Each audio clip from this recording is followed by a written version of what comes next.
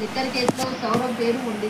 అలాగే Rajya Sabha MP Raghav Chadha CM రేస్లో ఉన్నారని చెబుతున్నారు.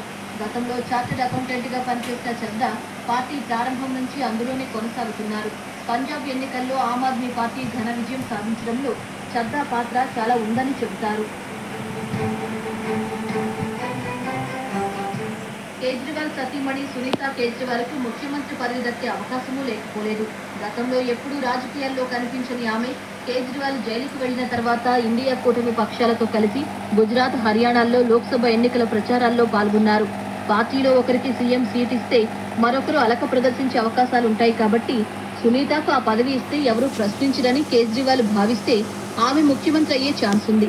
మాజీ ఐఆర్ఎస్ అధికారిణి అయిన సునీత ఇన్కమ్ ట్యాక్స్ డిపార్ట్మెంట్లో 2 దశాబ్దాలు పనిచేశారు. రాజకీయ అనుభవం లేకపోవడంతో పార్టీ నేతలు ప్రశ్నించే అవకాశాలు కోకొల్లలు. ఆమె ప్రజాప్రతినిధి కానందున సీఎం సీటు ఎక్కిన 3 నెలల్లో ఏదైనా స్థానం నుంచి పోటీ చేసి గెలుపొందాల్సి ఉంటుంది.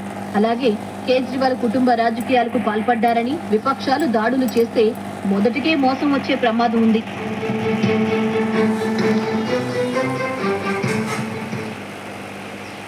రాంగ్ రూట్ లో అతివేగంతో దూసుకెళ్లిన BMW కారు ఢీకొని స్కూటీపై వెళ్తున్న 2 యువతులు దుర్మరణం పాలైన ఘటన మధ్యప్రదేశ్ ఇందోర్లో జరిగింది.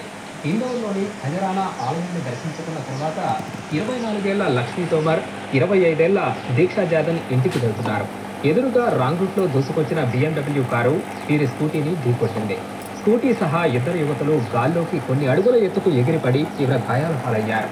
డ్రైవర్ కారు ఆపకుండా అక్కడి నుంచి పరారయ్యారు. స్థానికులు యువతుల్ని ఆసుపత్రికి తరలించగా చికిత్స పొందుతూ 2 ప్రాణాలు కోల్పోయారు. కారు నడిపిన వ్యక్తి గజేంద్ర సింగ్ ను పోలీసులు అరెస్ట్ చేశారు.